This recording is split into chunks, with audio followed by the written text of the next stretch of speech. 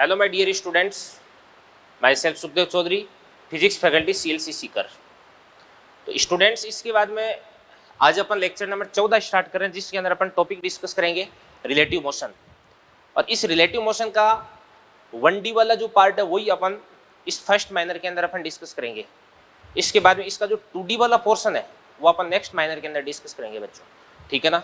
तो relative motion क्या होती है, सबसे पहले मैं आपको बता देता हूँ, ध्यान से देखना। देखो बच्चों, आपने कई बार ऑब्जर्व किया होगा कि रेलवे प्लेटफॉर्म पर आप जैसे ट्रेन के अंदर बैठे, ठीक है ना, आप ट्रेन के अंदर बैठे, आपकी ट्रेन अगर चलने लगती है तो आपको कई बार ऐसा अफील होता है कि जैसे जो प्लेटफॉर्म पीछे की तरफ जा रहा है।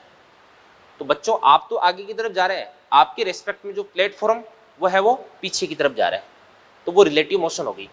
तो एक्चुअली ग्राउंड के रेस्पेक्ट में तो प्लेटफॉर्म मूव नहीं कर रहा है, धरातल के सापेक्ष तो प्लेटफॉर्म है वो गति नहीं कर रहा है, बट आपके सापेक्ष प्लेटफॉर्म पीछे की तरफ जा रहा है। इसी प्रकार से अगर अपन किसी भी बस या कार के अंदर गति करते हैं, अचानक से जैसे अपन बाहर की तरफ देखते हैं तो जो भी पेड़ पौधे होते हैं वो अपने को पीछे की तरफ जाते हुए दिखाई देते हैं। तो एक्चुअली होता क्या है, जो पेड़ पौधे होते हैं वो अपने सापेक्ष पीछे की तरफ जा रहे हैं, वास्तव में तो वो गति नहीं कर रहे, जबकि अपन आगे की तरफ जा रहे हैं, अपने सापेक्ष वो पीछे की तरफ जा रहे हैं। समझ में आगे नहीं बात है ये बात। इसी प्रकार से कई बार अपन क्या होते हैं, किसी कार के अंदर बैठे होते हैं और अपन किसी भी बस को ओवरटेक करके उस बस से अपन आगे निकल जाते हैं पीछे की तरफ। जैसे पीछे वाले शीशे से अपन उस बस को देखते हैं तो अपने को ऐसे लगता है जैसे बस अपने से पीछे की तरफ जा रही है, वास्तव में बस आती तो आगे की तरफ है, बट आपका वेग बस के वेग से ज्यादा है। इस कारण से आपको ऐसा लगता है जैसे बस है वो आपके सापेक्ष से पीछे की तरफ जा रही है, क्योंकि आप दोनों के बीच की जो डिस्टेंस है वो लगातार बढ़ती जाती है, ठीक है ना, ये चीज होगी। इसी प्रकार से कई बार जैसे मतलब दो बसें एक दूसरे के पैरेलल चल रही है, तो आप जैसे मतलब दूसरी बस में बैठी हुई सवारी को अगर आप देखते हैं, दोनों का वेग अगर समान है तो आपको ऐसा लगता है जैसे आपके सापेक्ष वो विरामावस्था में। तो आपको उस बस के पहिए वो तो घूमते हुए दिखाई देते हैं, बट वो जो बस है वो आपको रेस्ट में दिखाई देती है, ठीक है ना। तो इसी को अपन क्या बोलते हैं बच्चों, रिलेटिव मोशन बोलते हैं। क्या बोलते हैं? Relative motion. तो ध्यान से देखना, देखो कई बार अपन क्या करते हैं, किसी भी गति है उसका अध्ययन करने के लिए अपन जो निर्देश तंत्र है वो चेंज कर देते हैं, ठीक है ना। और निर्देश तंत्र अगर अपन चेंज कर देते हैं तो वो गति है वो भी चेंज हो जाती है। अब निर्देश तंत्र कैसे चेंज कर देते हैं, जैसे मान के चलिए कोई भी पेड़ है, धरातल पे खड़े होकर देखोगे या धरातल के निर्देश तंत्र से देखोगे तो पेड़ आपको स्थिर दिखाई देगा, ठीक है ना। अगर जैसे मान के चलिए आप किसी बस के अंदर बैठे हो और बस मान के चलिए पूर्व की तरफ जा रही है तो पेड़ आपको पश्चिम की तरफ जाता हुआ दिखाई देगा। बस अगर पश्चिम की तरफ जा रही है तो पेड़ आपको पूर्व की तरफ जाता हुआ दिखाई देगा। बस अगर उत्तर की तरफ जा रही है तो इस स्थिति में पेड़ आपको दक्षिण की तरफ, और बस अगर दक्षिण की तरफ जा रही है तो पेड़ आपको पूर्व की तरफ जाता हुआ दिखाई देगा, सॉरी उत्तर की तरफ जाता हुआ दिखाई देगा। तो मैं ये कह रहा हूं कि इस पेड़ की गति की स्टडी अगर आप अलग अलग निर्देश तंत्रों से करते हैं तो इस स्थिति में इस पेड़ की गति आपको अलग अलग नजर आती है, ठीक है ना, ये चीज है बच्चों। तो निर्देश तंत्र वो जगह होती है जहां से किसी भी वस्तु की गति का अध्ययन किया जाता है। तो चलो अपन डिस्कस करते हैं इसके बारे में कुछ बातें। देखना ध्यान से, देखो सबसे पहले जैसे मान के चलिएगा ये आपके पास कोई भी कार्टेशियन प्लेन है, ठीक है ना। इसके अंदर दो पॉइंट्स में सेलेक्ट करता हूं, एक तो ये पॉइंट हो गया, एक ये पॉइंट हो गया। इस पॉइंट को अपन क्या बोलते हैं? 1। इस पॉइंट को अपन क्या बोलते हैं? 2 बोलते हैं। तो 1 है, इसका स्थिति सदिश क्या देगा आपके पास? R1 वेक्टर, और 2 का जो स्थिति सदिश है वो क्या देगा आपके पास? R2 वेक्टर हो जाएगा, ठीक है ना। तो R1 वेक्टर क्या हो जाएगा बताओ? R1 वेक्टर, इसको अपन बोल देंगे 1 का स्थिति सदिश, और इसी प्रकार से आपके पास R2 वेक्टर बराबर क्या हो जाएगा आपके पास? 2 का स्थिति सदिश, ठीक है ना। अब सुनना ध्यान से, अब मैं एक नई बात आपको बता रहा हूं। अब मैं बोल रहा हूं 2 का 1 के सापेक्ष स्थिति सदिश। तो 2 का 1 के सापेक्ष, किसके सापेक्ष? 1 के सापेक्ष। इसका मतलब गति का अध्ययन आप किससे कर रहे हैं? 1 पे चढ़ करके। कभी भी अगर आपको बोला जाए बस के सापेक्ष, इसका मतलब आप खुद बस में जाकर के बैठ जाओ। आपको ऑब्जर्वेशन है वो कहां से करना है बच्चों? बस से करना है। अगर बोला जाए धरातल के सापेक्ष तो आप धरातल पे जाके खड़े हो जाओ। अगर बोला जाए लिफ्ट के सापेक्ष तो आप लिफ्ट के अंदर जाके बैठ जाओ। यानी जिसके सापेक्ष आपको गति का अध्ययन करना है, आप अपने आप को वहीं पर जाकर के बिठा दें बच्चों। कुछ क्लियर हो रहा है? मेरे कहने का मतलब है कि जिसके सापेक्ष बात की जाए, आप खुद अपने आप को वहां पे जाके बिठा दें, ठीक है ना। तो ध्यान से देखना, देखो सुनो। अब मैं बोलता हूं R21 बराबर क्या हो जाएगा आपके पास, बताओ किसका? 2 का, 1 के सापेक्ष स्थिति सदिश। तो किसका, ध्यान से देखना, देखो 2 का किसके सापेक्ष? 1 के सापेक्ष। तो यहां से 1 से अपन 2 की तरफ इस प्रकार से एक वेक्टर बना देंगे, ये अपन ने वेक्टर बना दिया। और इस वेक्टर का नाम क्या देगा आपके पास? R21 वेक्टर हो गया, ठीक है ना। अब सदिशों का त्रिभुज नियम अगर मैं यहां पर लगा देता हूं तो मैं लिख सकता हूं R1 vector plus R21 vector बराबर R2 वेक्टर। तो ये आपके पास हो जाएगा R1 वेक्टर प्लस क्या हो जाएगा आपके पास? R21 वेक्टर बराबर क्या हो जाएगा आपके पास? R2 वेक्टर हो जाएगा। और इसी प्रकार से अपन लिख सकते हैं कि यहां से R21 वेक्टर बराबर क्या हो जाएगा आपके पास? R2 वेक्टर माइनस क्या हो जाएगा आपके पास? R1 वेक्टर हो जाएगा। तो बालकों, कभी भी अगर आपको 2 का 1 के सापेक्ष स्थिति सदिश चाहिए तो 2 की स्थिति सदिश में से 1 की स्थिति सदिश को माइनस कर दो। और इसी प्रकार से अगर आपको चाहिए 1 का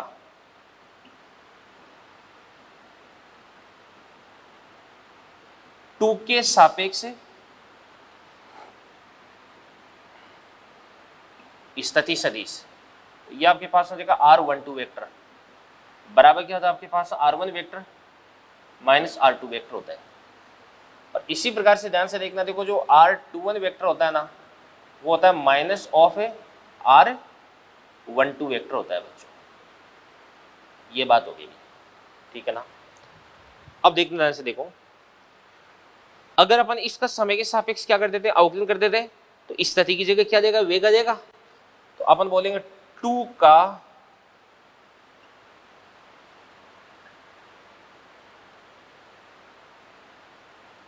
1 के सापेक्ष वेग, 2 का 1 के सापेक्ष वेग हो गया। तो इसको अपन क्या बोलेंगे? V21 वेक्टर बराबर क्या हो जाएगा आपके पास? V2 वेक्टर माइनस क्या हो जाएगा आपके पास? V1 वेक्टर हो जाएगा। तो इसको अपन क्या बोलेंगे? V2 वेक्टर माइनस क्या हो जाएगा आपके पास? V1 vector. ये तो 2 का 1 के सापेक्ष स्थिति सदिश हो गया, ठीक है ना। तो 2 का 1 के सापेक्ष, जिसका उसको पहले लिखो, जिसके सापेक्ष उसको बाद में लिखो, ठीक है ना। और इसी प्रकार से 2 का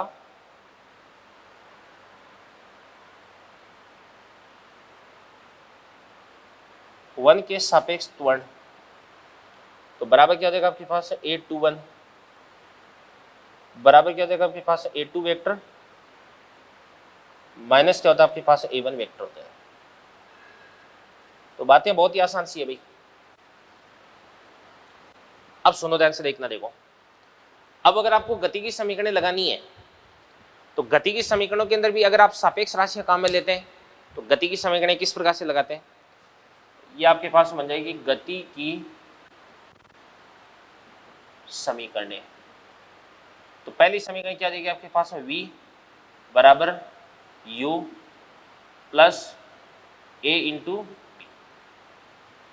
दूसरी क्या देगी आपके पास? s बराबर u t plus 1/2 a into T square.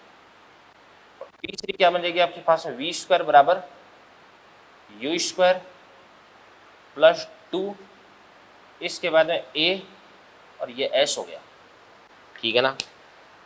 अब अगर आपका जो वेलोसिटी है वो ध्यान से देखना, देखो 21 है तो ये भी 21, ये भी 21 होगा, ठीक है ना। s भी अगर 21 है तो u भी आपको 21 लेना पड़ेगा और a भी 21 होगा। इसी प्रकार से ये अगर आपके पास है 21 तो ये भी 21, ये भी 21 और ये भी 21 होगा अभी, ठीक है ना। ये बात हो गई बच्चों। तो इस बात के माध्यम से मैं आपको ये कहना चाह रहा हूं कि किसी भी फॉर्मूले में अगर आपने 2 1 काम में ले लिया तो उस पूरे फॉर्मूले में आपको 2 1 ही काम में लेना है। ऐसा नहीं चलेगा कि आपने जो विस्थापन है वो तो 2 1 लिख दिया, ये जो है ये भी 2 1 लिख दिया और इसको आप 1 2 लिख रहे हो, तो फिर पूरा उल्टा हो जाएगा अभी सिस्टम। ठीक है ना, ये बातें आपको ध्यान में रखनी है। अब इसके अंदर एक चीज मैं आपको और बता देता हूं, वो चीज क्या है देखो ध्यान से। कई बार क्या होता है, अपन ऐसे बोलते हैं कि 2 का 1 के सापेक्ष, यानी जिसके सापेक्ष अपन बात करते हैं उसको अपन रेस्ट में मानेंगे भी। मेरे को एक बात बताओ कि अपन बोलते हैं कि जैसे अपन किसी बस के अंदर यात्रा कर रहे हैं, ठीक है ना, तो इस स्थिति में जो पेड़ पौधे होते हैं वो अपने को चलते हुए दिखाई देते हैं। ऐसा क्यों होता है? क्योंकि अपन बस को रेस्ट में मानते हैं, अपन बस के सापेक्ष बात कर रहे हैं। तो जिसके सापेक्ष अपन बात करते हैं उसका वेग वो आपको 0 कर देना, उसको आपको रेस्ट में मान के चलना है बच्चों। ठीक है ना, तो मैं नोट के माध्यम से बात समझा देता हूं। एक नोट है कि जिसके सापेक्ष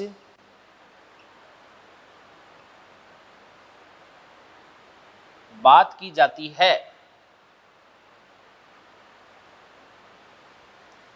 उसको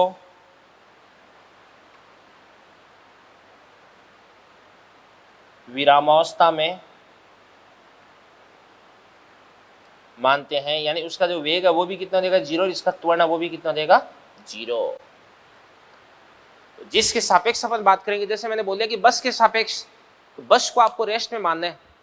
तो एक्चुअली तो बस चल रही है बट बस को आपने रेस्ट में मान लिया, इसका मतलब जो पेड़ पौधे होते हैं वो बस के अपोजिट डायरेक्शन में आपको चलते हुए दिखाई देते हैं। तो बच्चों उम्मीद करता हूँ कि ये सारी सारी बातें आपकी समझ में आई होगी। तो इन चीज़ों को आप अच्छे से नोट कर लें, ये आपके की पॉइंट्स होंगे भाई रिलेटिव मोशन के लिए। तो चलिए बच्चों कुछ अपन इजी क्वेश्चंस करते हैं, आसान क्वेश्चंस, जिनसे अपने रिलेटिव मोशन उसके कंसेप्ट है वो थोड़े से स्ट्रांग होंगे। तो देखो ध्यान से, सबसे पहला क्वेश्चन क्या करे कि इस प्रकार से एक कोई ट्रैक है, उस ट्रैक पर 2 लड़के दौड़ रहे हैं। एक तो इस प्रकार से ये कोई लड़का है और एक इस प्रकार से ये कोई लड़का है। ठीक है ना, तो यहाँ पे इसको अपन बोलेंगे ए, इसको अपन बोलेंगे बी। अब यहाँ पे ध्यान से देखना, देखो जो बी है ना वो तो इस प्रकार से दौड़ रहा है इधर की तरफ 8 मीटर पर सेकेंड से, और ये इस प्रकार से इधर की तरफ दौड़ रहा है किससे 4 मीटर पर सेकेंड से। दोनों के बीच की जो डिस्टेंस है ना वो डिस्टेंस कितनी देगी ये मान के चलेगा, ये है आपके पास में 50 मीटर। तो आपको ये बोला जा रहा है कि बी ए को कितने समय पश्चात क्रॉस कर देगा, बी ए को कब पार करेगा। तो चलो भाई इसका सॉल्यूशन करते हैं अपन। अब सुनना ध्यान से देखना, देखो यहाँ पे ए भी गति कर रहा है, बी भी गति कर रहा है। तो अपने को किसी एक की स्टडी करनी है किसी दूसरे के सापेक्ष, तो उसको आपको क्या करना पड़ेगा, भी रेस्ट में करना पड़ेगा। तो अपन किसको रेस्ट में कर देते हैं, अपन ए को रेस्ट में कर देते हैं। ठीक है ना, तो अपन बात करते हैं बी का ए के सापेक्ष वेग। तो इसको अपन क्या बोल सकते हैं, वी बी ए बराबर वी बी माइनस क्या देगा आपके पास में वी ए हो जाएगा। तो यहां से आपके पास में वी बी बराबर कितना देगा 8 माइनस वी ए बराबर कितना देगा आपके पास है 4। 8 माइनस 4 बराबर कितना देगा, ये आपके पास में देगा, सॉरी इसको 6 ले लो ना आप यार, 6 ले लो ना। तो 8 माइनस कितना देगा आपके पास है 6 बराबर कितना देगा आपके पास है 2 मीटर पर सेकेंड होगा। तो मैं आपको ये कह रहा हूं कि वी बी ए यानी बी का ए के रेस्पेक्ट में, यानी इस ए को आप रेस्ट में कर दो। ठीक है ना, आप ये मान लो भाई, सुनो बी 8 से चल रहा है, ए 6 से चल रहा है। तो इस बात को अपन ऐसे भी समझ सकते हैं कि इन दोनों के बीच की जो दूरी है वो प्रति सेकंड 2 मीटर से कम हो रही है। या इस बात को अपन ऐसे भी समझ सकते हैं कि ये तो आपका रेस्ट में और ये इसकी तरफ 2 से आ रहा है। अब इसको तो रोक दो यहाँ पे और इसको इधर की तरफ 2 से चला दो। ठीक है ना, और दोनों के बीच की दूरी कितनी भी 50 है, वेग कितना भी 2 है, तो 25 सेकंड बाद में ये इसको पार कर देगा, ठीक है ना। तो अपन क्या कहते हैं एस बी ए, यानी बी का ए के रेस्पेक्ट में डिस्प्लेसमेंट, यानी ए को तो आपने क्या कर दिया, रेस्ट में कर दिया, क्या कर दिया, रेस्ट में। तो बच्चों ए को तो आपने रेस्ट में कर दिया, तो रेस्ट में तो इस बी को कितना चलना पड़ेगा बताओ, 50 मीटर। तो इसको अपन क्या बोल देंगे, 50 मीटर। तो समय बराबर कितना होता है, दूरी बटा चाल, एस बी अपन क्या देगा आपके पास में, वी बी है। तो एस बी कितना देगा आपके पास बताओ, 50, और चाल कितने देगी आपके पास में बताओ, 2 हो गई ना। तो इसको अपन क्या बोलेंगे बेटा, 25 सेकेंड। ये चीज़ें हो गई, ठीक है ना। एक तो ये वाला क्वेश्चन हो गया। एक इसी प्रकार का क्वेश्चन अपन और देखते थे, जैसे ये क्वेश्चन है, इसके अंदर कह रहा है कि ये कोई सड़क है, इस सड़क के ऊपर इस प्रकार से कोई भी एक साइकिल है,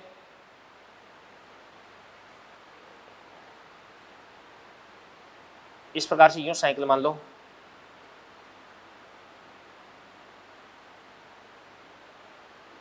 बढ़िया बन गई ना।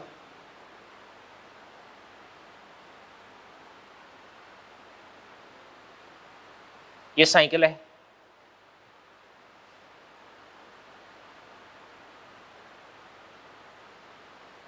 साइकिल। अब ध्यान से देखना, तो ये जो साइकिल है ना, वो इस प्रकार से इधर की तरफ जा रही है, किस वेग से, 20 मीटर पर सेकंड के वेग से। और बेटा इससे 96 मीटर की डिस्टेंस पे आगे ये कोई बस है,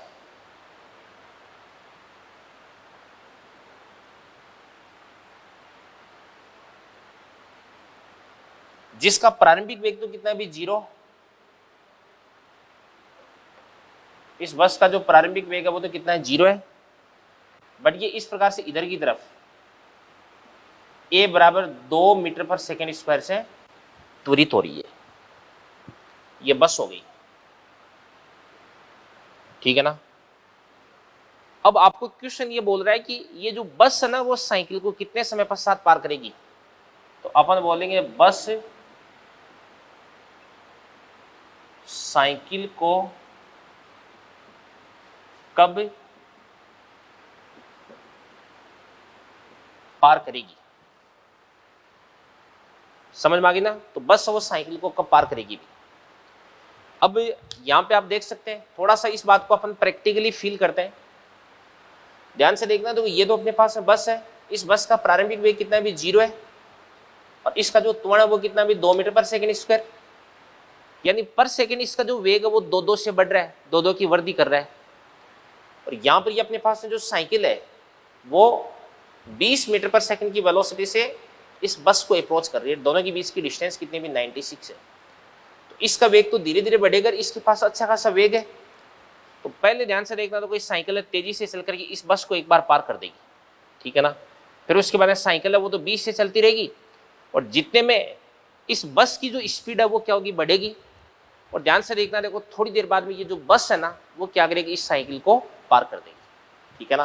तो बस क्या करेगी बच्चों, इस साइकिल को फिर वापस पीछे छोड़ देगी। ऐसा होता है ना, अपन खुद देखते हैं कि जैसे मान के अपने पास साइकिल है या मोटरसाइकिल है, इस साइकिल से अपन आ रहे हैं, बस ने धीरे धीरे गति स्टार्ट की है, अपन एक बार इसको पीछे छोड़ दिया, थोड़ी देर बाद में चलते ही ये बस अपने को वापस से पीछे छोड़ देगी, ठीक है ना।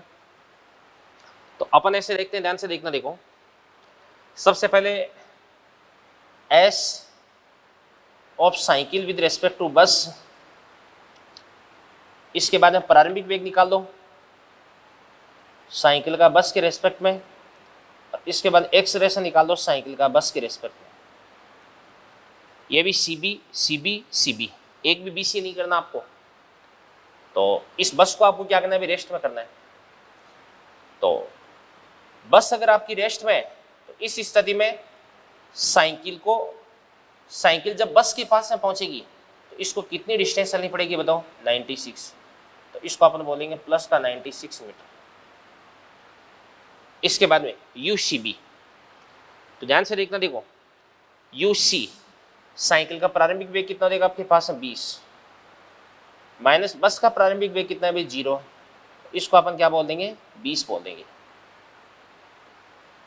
और इसके बाद ए सी बी, साइकिल का ए कितना हो जाएगा बताओ 0, और बस का ए कितना हो जाएगा आपके पास है 2, तो इसको अपन क्या बोल देंगे माइनस का 2 मीटर पर सेकंड स्क्वायर। इसके बाद गति का समीकरण लगा देंगे अपन, क्या कहते हैं अभी एस बराबर UT plus half eighty square. तो एस सी बी को अपन क्या बोल देंगे 96 बराबर यू को अपन क्या बोल सकते हैं अभी 20 इंटू टी 1/2, एक को अपन क्या बोल देंगे बच्चों माइनस का 2 इंटू टाइम कितना देगा आपके पास है टी स्क्वायर। तो यहाँ पे अपन 2 से अपन क्या करेंगे 2 को कैंसिल आउट कर देंगे, ठीक है ना। तो फिर आपके पास में क्या बन जाएगा माइनस टी स्क्वायर को इधर की तरफ लेंगे तो टी स्क्वायर माइनस क्या देगा आपके पास में 20t और प्लस क्या देगा आपके पास है 96 बराबर क्या बन जाएगा आपके पास में 0। तो देखते हैं देखो क्या बनता है, देखो T square minus 20t plus 96 बराबर कितना हो जाएगा 0 हो जाएगा। ये आपके पास में एक द्विघात समीकरण बन चुकी है, ठीक है ना। अब चलो इसको अपन सोल्व करते हैं, तो कैसे करेंगे देवदान से,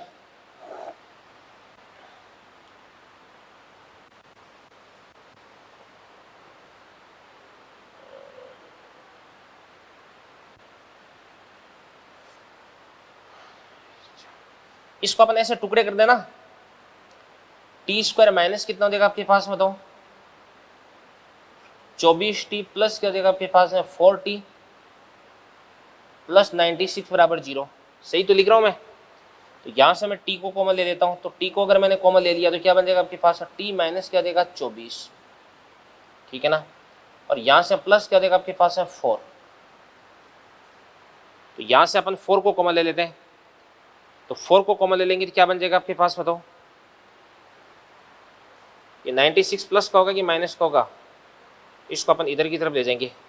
एक बार दोबारा से देख लेते हैं अपन, साइकिल का बस के रेस्पेक्ट में डिस्प्लेसमेंट कितना हो जाएगा 96, तो 96 लिख दिया बराबर यू सी बी बराबर कितना देगा आपके पास 20t और इसके बाद में माइनस का 1/2 इंटू टी स्क्वायर, तो ये तो सही हो गया।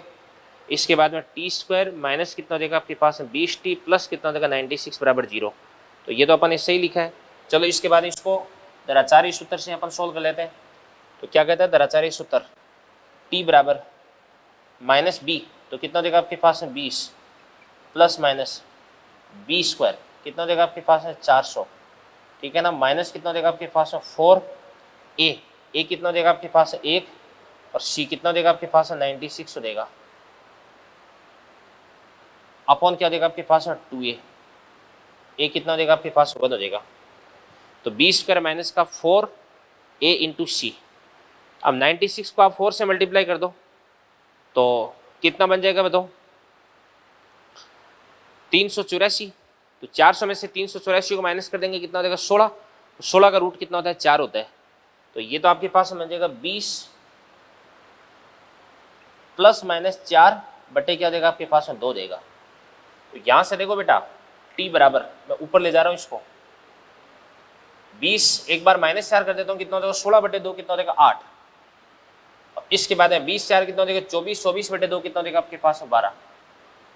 अब यहाँ पर अपने पास टाइम की 2 वैल्यू आ रही है, ये दोनों वैल्यू क्या रिप्रेजेंट करती है ये मैं आपको बताता हूँ। एक तो 8 आ रहा है, एक 12 आ रहा है, यानी 8 सेकंड और 12 सेकंड पर साइकिल और बस दोनों सेम पोजीशन पर होगी, दोनों सेम पोजीशन पर होगी। तो ऐसा कब होता है, एक बार तो जब साइकिल है वो पहले बस को पार करेगी तब 8 पे, फिर साइकिल आगे निकल जाएगी, फिर बस स्पीड पकड़ेगी, फिर बस वापस साइकिल को ओवरटेक करेगी, तो वो टाइम कब आएगा बताओ 12 पे आएगा। तो 8 पे तो साइकिल बस को पार करेगी और 12 पे बस साइकिल को पार करेगी। क्वेश्चन क्या बोला जा रहा है, बस साइकिल को कब पार करेगी, तो इसका आंसर क्या देगा आपके पास बताओ 12, ये बात होगी, ठीक है ना। अगर ऐसे बोले थे साइकिल बस को कब पार करेगी, तो इस स्थिति में इसका आंसर अपन क्या देते बच्चों 8, ठीक है ना। तो देखो दोनों क्वेश्चन बड़े शानदार थे, तो इन दोनों क्वेश्चंस को आप अच्छे से नोट कर लें, इनको आप समझ लें। चलो बच्चों इसके बाद में अपन 2 बहुत अच्छे क्वेश्चंस डिस्कस करते हैं, दोनों क्वेश्चन बड़े शानदार हैं। देखो एक बात तो आप मान के चलें कि बोर्ड पे आपको जो क्वेश्चंस करवाए जाते हैं वो या तो इजी होगा और या टफ होगा। तो जो इजी क्वेश्चन होगा वो आपके जो कंसेप्ट है उनको क्लियर करने के लिए, और जो टफ क्वेश्चन है वो आपकी प्रैक्टिस करवाने के लिए, आपके कंसेप्ट से उनको स्ट्रॉन्ग करने के लिए, ठीक है ना। तो एक तो आपका कंसेप्ट है वो क्लियर करने के लिए, ठीक है ना, क्योंकि इजी क्वेश्चन होते हैं उससे बेटा अपन फॉर्मूला अप्लाई करना सीखते हैं, और जो हार्ड क्वेश्चन होता है उससे अपन जो विषम परिस्थितियां हैं उनसे गुजरना सीखते हैं। तो क्वेश्चन वो दोनों ही टाइप के इंपॉर्टेंट होते हैं। तो बोर्ड पे कोई भी क्वेश्चन अगर आपको सोल्व करवाया जा रहा है तो सोच समझ के सोल्व करवाया जाता है अभी, ठीक है ना। उसका कोई ना कोई एक पर्पज होता है, उस पर्पज को फुलफिल करने के लिए बोर्ड पे क्वेश्चन करवाया जाता है। ऐसा नहीं कि कोई भी दिमाग पे क्वेश्चन आ रहा है उसको टिका दिया, नहीं, ठीक है ना। तो चलो क्वेश्चन देखते हैं। सबसे पहला क्वेश्चन देखो, ये क्वेश्चन है, ये अपने पास में कोई बिल्डिंग है बेटा, इस बिल्डिंग की जो हाइट है ना वो कितनी है भी आपके पास 100 मीटर। यहां से एक बॉल है ए, यहां से कोई बॉल है बी। अब इस बी को तो अपन ऊपर की तरफ फेंकते हैं, किससे बताओ, इसको तो अपन ऊपर की तरफ फेंकते हैं 40 मीटर पर सेकंड से, इसको अपन नीचे की तरफ फेंकते हैं 10 मीटर पर सेकंड से। तो आपको ये बोला जा रहा है कि ए और बी कब एक दूसरे को पार करेगी। तो ए व बी कब व कहां, कब व कहां एक दूसरे को पार करेगी। तो ए और बी कब एक दूसरे को पार करेगी बेटा, ये क्वेश्चन आपको पूछा जा रहा है।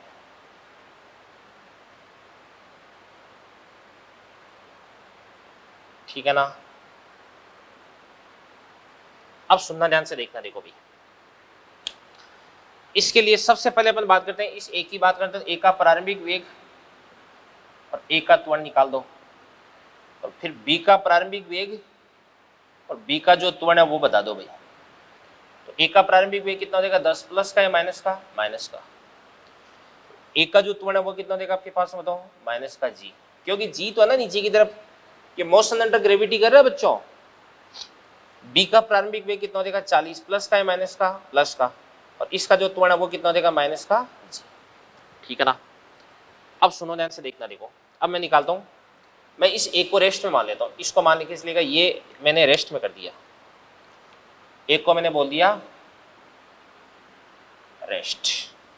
तो क्या बन जाएगा, ध्यान से देखना, देखो, ये जो बी है वो ए को अप्रोच करेगा, तो बेटा बी को जब ए तक पहुंचना है तो इसको कितना डिस्प्लेसमेंट कवर करना पड़ेगा, विस्थापन तय करना पड़ेगा 100 मीटर। तो अपन बात करते हैं displacement of B with respect to A बराबर कितना देगा, प्लस का 100 होगा, नहीं कि माइनस का 100 होगा। अगर अपन इसको रेस्ट में कर दे तो इस स्थिति में ए को बी से मिलने के लिए नीचे की तरफ 100 चलना पड़ता, माइनस का 100 आ जाता। जो बातें मैं आपको बता रहा हूं इनको अच्छे से समझे आप, बड़ी काम की बातें हैं, ठीक है ना। इसके बाद में ये अगर आपके तो आपके पास यू भी बी आएगा और आपके पास ए भी बी आएगा। तो यू बी ए बराबर कितना देगा आपके पास, you B 40 minus U A कितना देगा, माइनस का 10, तो कितना देगा आपके पास, प्लस का 50। ए बी कितना देगा, ए बी कितना देगा, माइनस का जी, माइनस का ए कितना देगा आपके पास में, माइनस का जी, माइनस माइनस प्लस हो जाएगा, तो ये आपके पास में 0 हो गया।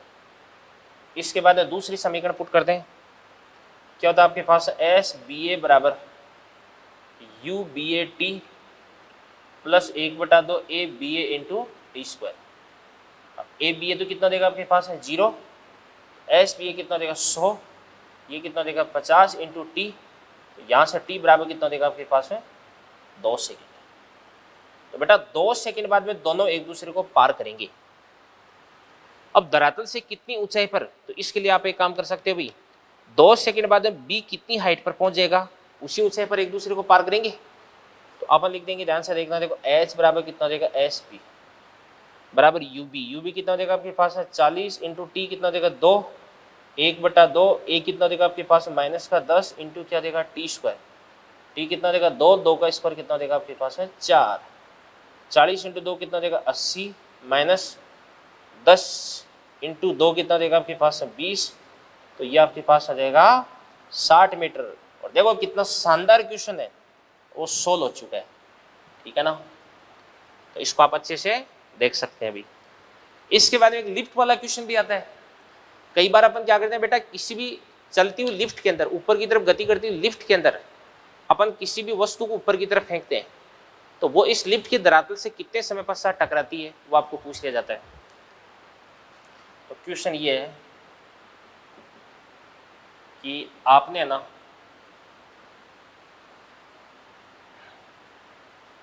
ये कोई लिफ्ट है,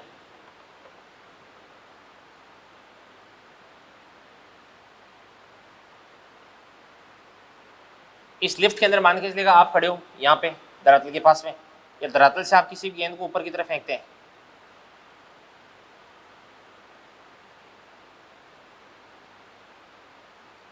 यू वेग से आपने ऊपर की तरफ फेंका, तो ये इस प्रकार से ऊपर की तरफ जाती है, फिर उसके बाद वापस नीचे की तरफ आ जाती है।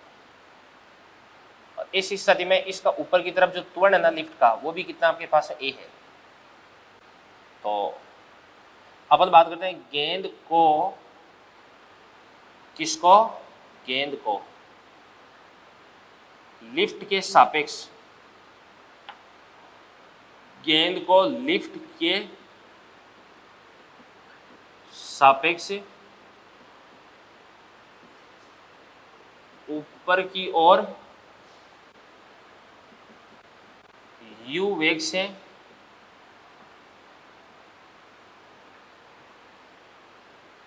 फेंका जाता है, तो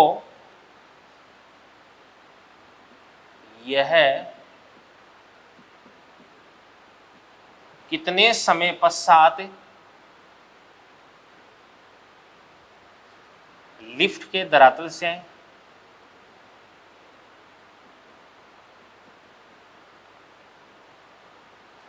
टकराएगी।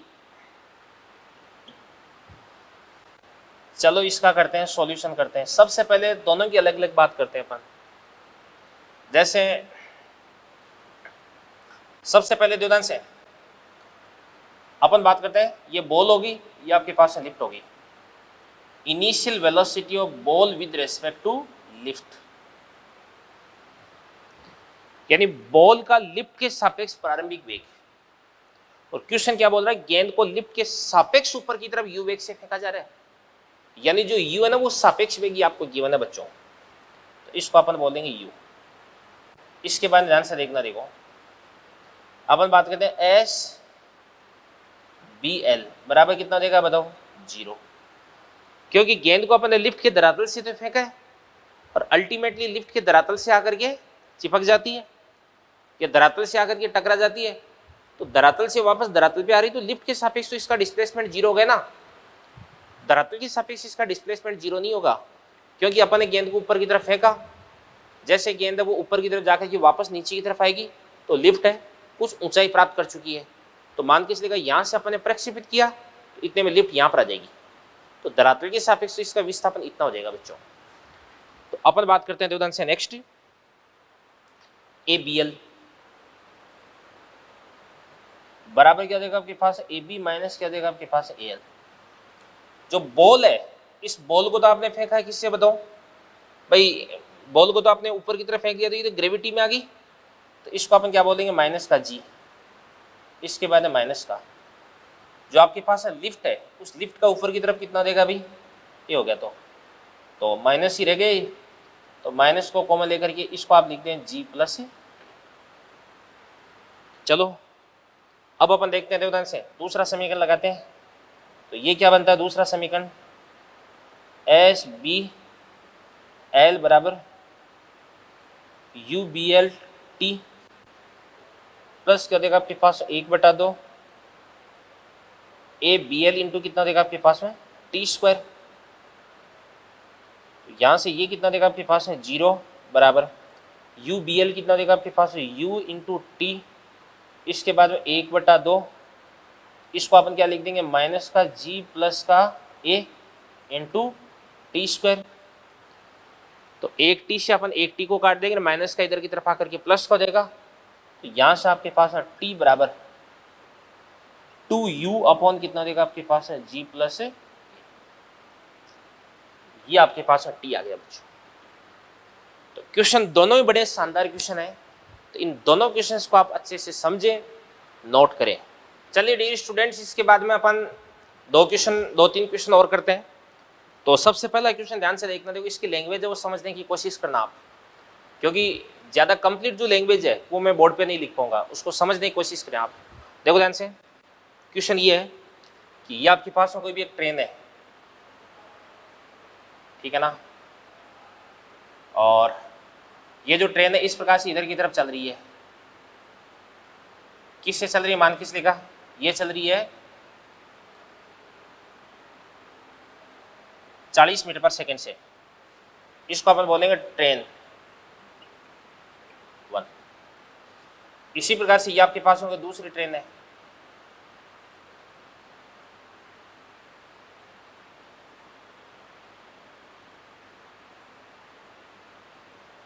ये ध्यान से देखना, देखो ये इधर की तरफ चल रही है किससे, ये इधर की तरफ चल रही है 30 मीटर पर सेकेंड से। इसको अपन क्या बोलेंगे, इसको अपन बोलेंगे ट्रेन 2, ठीक है ना। और ये आपके पास इधर की तरफ इन दोनों के बीच की जो डिस्टेंस है वो कितने रहेगी आपके पास है 2100 मीटर।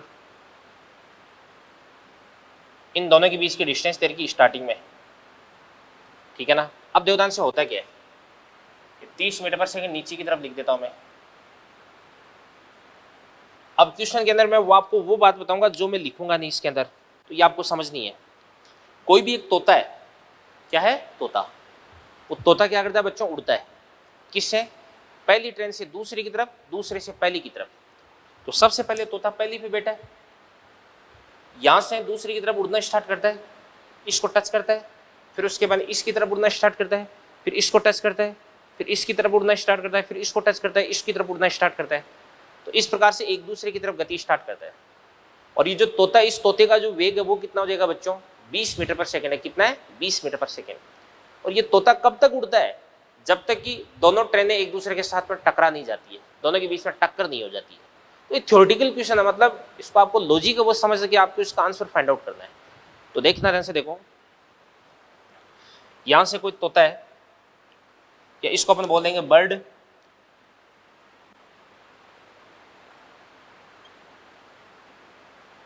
ये इस प्रकार से इसकी तरफ उड़ता है,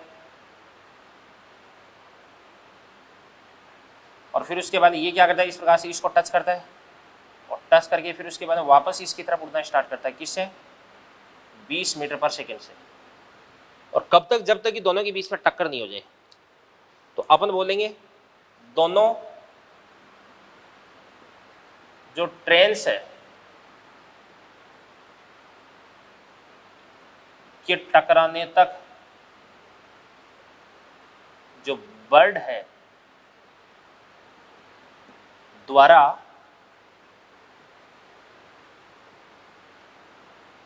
तय दूरी ज्ञात करो। तो चलो करते हैं, इसका सॉल्यूशन करते हैं अपन। देखो ध्यान से भाई, यहां पे ट्रेन 1 और ट्रेन 2 दोनों गति कर रही है, और दोनों अगर गति कर रही है तो अपन क्या करते हैं, सापेक्ष गति करवा देंगे।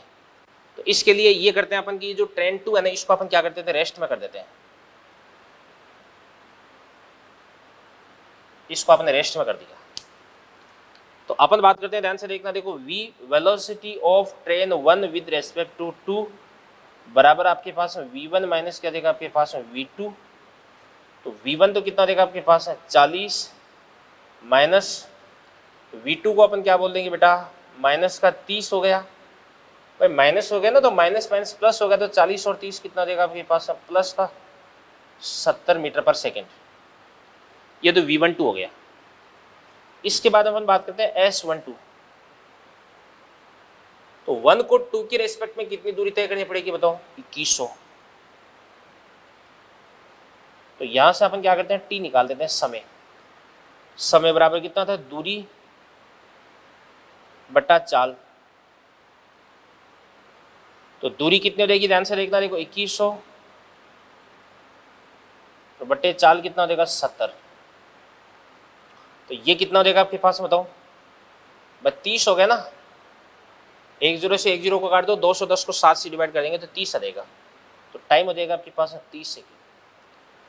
यानी 30 सेकंड बाद में दोनों ट्रेन से वो एक दूसरे के साथ में टक्कर कर लेगी भी। तो अगर आपको बर्ड की डिस्टेंस निकालनी है तो एस बी बराबर, तो दूरी बराबर क्या था, चाल गुणा समय। भाई इसकी चाल तो कांस्टेंट रहती है, तो चाल कितना देगी 20 इंटू समय कितना देगा आपके पास बताओ 30, तो ये कितना देगी 600 मीटर। ये बात होगी। तो ये वाला क्वेश्चन आपके समझ में आ गया होगा। मेरे हिसाब से इसके अंदर आपको कोई दिक्कत है नहीं होनी चाहिए, ठीक है ना। तो इस क्वेश्चन को आप अच्छे से समझ सकते हैं बच्चों, ठीक है। चलो इसके बाद में अपन अगला क्वेश्चन देखते हैं, देखो ध्यान से।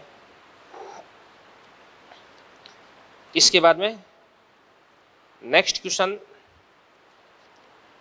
अपन डिस्कस करते हैं।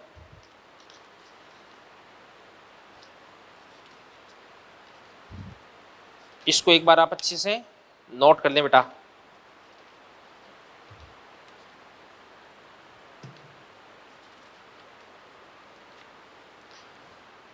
चलो इसके बाद में अपन देखते हैं ध्यान से। एक तो होता है आपके पास अप स्ट्रीम, एक तो होता है आपके पास में down stream,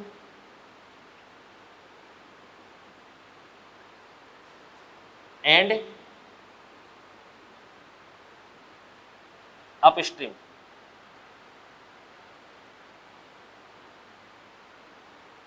down stream and up stream क्या होती है, डाउन स्ट्रीम, अप स्ट्रीम क्या होती है, देवदान से मैं आपको बताता हूं। जैसे ये कोई नदी है और ये नदी मान के इसलिए इस प्रकार से इधर की तरफ बह रही है, किस वेग से, वीआर से। ये देखिए आपके पास वेलोसिटी ऑफ ए रिवर। कोई आदमी जो कि मान के इसलिए इस प्रकार से ए से बी तक तैरता है, ए से बी की जो डिस्टेंस है वो कितनी हो जाएगी आपके पास, डी, ये डिस्टेंस होगी डी। अगर ये व्यक्ति मान के इसलिए इस व्यक्ति का जो वेग है, व्यक्ति का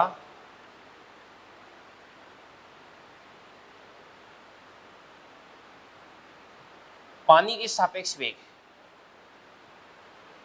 या इसको अपन बोल देंगे शांत पानी में व्यक्ति का वेग।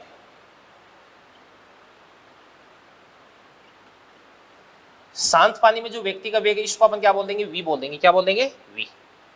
या इसको अपन बोलेंगे वी एम, ठीक है ना। अब व्यक्ति अगर ध्यान से देखना तो ए से बी तैरता है,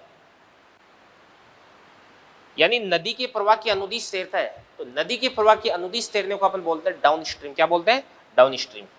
तो ये आपके पास हो जाएगा डाउन स्ट्रीम, ठीक है ना। और इस स्थिति में इस व्यक्ति का धरातल के सापेक्ष वेग कितना हो जाएगा बताओ, v, कुल वेग।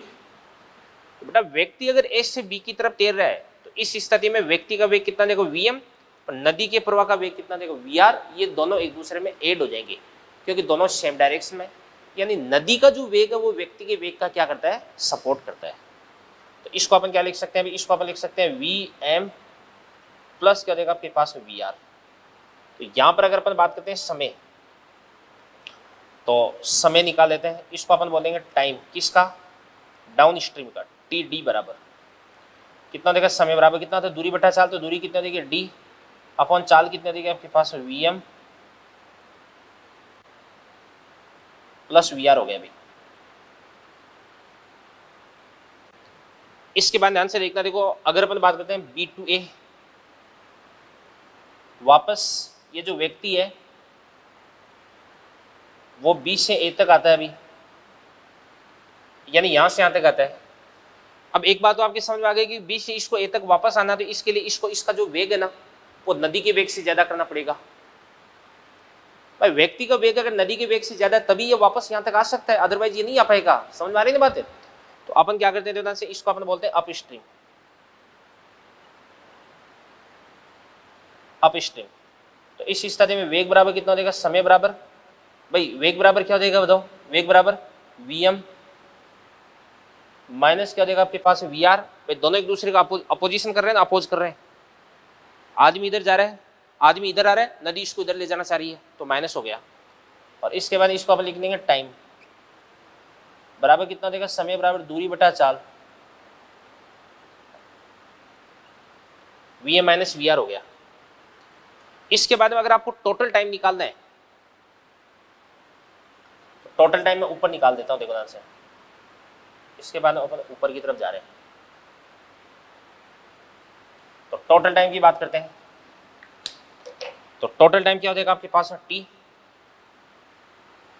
बराबर क्या हो जाएगा आपके पास में, T up plus T down. तो इसको अपन क्या लिख सकते हैं, डी को भाई टी अप स्ट्रीम प्लस क्या हो जाएगा आपके पास में, टी डाउन स्ट्रीम। तो यहां से अपन एक काम करते हैं यार, डी को अपन कॉमन निकाल लेते हैं। इसके बाद यहाँ पे क्या बन जाएगा, जो ध्यान से नीचे क्या हो जाएगा, V M plus V R, V M minus V R, A plus B A minus B बन रहा है। तो इसका एलसीएम क्या हो जाएगा, A square minus B square. तो नीचे तो आपके पास हो जाएगा वी एम स्क्वायर माइनस क्या देगा आपके पास वी आर स्क्वायर। और इसके बाद में इसको अगर आप इससे डिवाइड कर दोगे तो यह देगा, तो क्या बन जाएगा आपके पास है V M minus V R. और इसके बाद में प्लस क्या देगा आपके पास है वी एम प्लस क्या देगा आपके पास है वी आर। यहाँ पे माइनस वी आर से अपन क्या कर देंगे, प्लस वी आर को काट देंगे। तो यहाँ से आपके पास है टी बराबर कितना हो जाएगा, वी एम कितना देगा, 2 वी एम। इसको अपन बोलेंगे 2 वी एम अपन क्या देगा आपके पास V M square minus V R square into कितना देगा आपके पास, बताओ डी। ये तो आपके पास टाइम आ गया बच्चों, ठीक है ना। और अगर इस संपूर्ण यात्रा की आपको औसत चाल पूछे, औसत चाल, तो ये मैं यहाँ पे लिख देता हूँ। कोई बोले कि अप स्ट्रीम और डाउन स्ट्रीम की औसत चाल निकालो, तो औसत चाल वी एवरेज बराबर, चाल बराबर क्या होता है, दूरी बटा समय। तो डी जाना डी आना, तो टोटल कितना देगा आपके पास 2D, ठीक है ना। और चाल बराबर दूरी बटा समय, समय कितना लग जाएगा आपके पास, टी लग जाएगा। ये आपके पास टी हो गया, तो बराबर ये 2D और इसको टी से डिवाइड कर देंगे, तो ये आपके पास में क्या बन जाएगा, V M square minus V R square upon क्या देगा आपके पास में वी एम। और यही आपका क्या हो जाएगा आंसर। तो ध्यान से देखना, देखो बच्चों ये आपका रिलेटिव मोशन है। तो रिलेटिव मोशन के अंदर मेरे को आपको जितना पढ़ाना था वो मैंने आपको कंप्लीट पढ़ा दिया बच्चों, ठीक है ना। तो रिलेटिव मोशन के अंदर मतलब 1D के अंदर जो रिलेटिव मोशन अपन को डिस्कस करना था वो मैंने आपको कंप्लीट समझा दिया है। इसके बाद 2D की जो रिलेटिव मोशन है वो अपन अगले माइनर के अंदर डिस्कस करेंगे। लेक्चर नंबर आपका ये 14 था, 15वां लेक्चर इस माइनर का आपका लास्ट लेक्चर होगा कल का, और जिसके अंदर अपन जो मॉड्यूल है वेक्टर के भी क्वेश्चंस करेंगे, 1D के भी क्वेश्चंस करेंगे और रिलेटिव मोशन के भी अपन क्वेश्चंस करेंगे। तो बेटा मॉड्यूल है वो पूरा आप सोल्व करके आना, पूरा सोल्व। स्पेशली इसके अंदर जो अच्छे क्वेश्चंस है जिनके अंदर मेरे हिसाब से आपको डाउट आ सकती है वो क्वेश्चंस तो स्पेशली मैं बोर्ड पे डिस्कस करूंगा, ठीक है ना भाई। जो क्वेश्चन हर किसी ने कर लिए वो क्वेश्चन तो करवाने की कोई जरूरत नहीं है, और बाकी जो अच्छे क्वेश्चंस है वो सारे के सारे मैं आपको बोर्ड पे डिस्कस करवाऊंगा। तो thank you very much, all the best. तो एक बार इन सारी चीज़ों को बेटा आप नोट कर लें, ठीक है ना। तो मिलते हैं अगले लेक्चर पर।